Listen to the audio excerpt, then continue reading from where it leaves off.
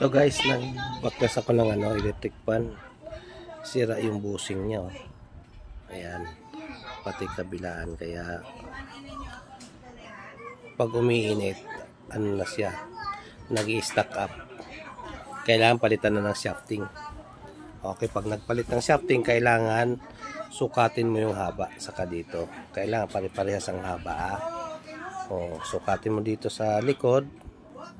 Kahit sa harap, hindi na. Basta parehas ang haba ng shafting. Para pagbalik, wala kang magiging problema.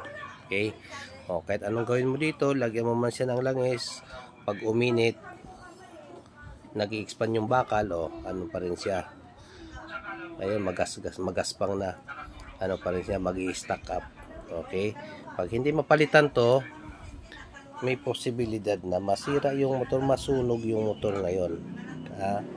Kaya kailangan palitan na to ng shafting. Okay? Yung bushing niya okay naman, kaya shafting lang yung may problema. Yan, dalawa yan, harap sa kalikod yung papalitan na shafting. Okay guys?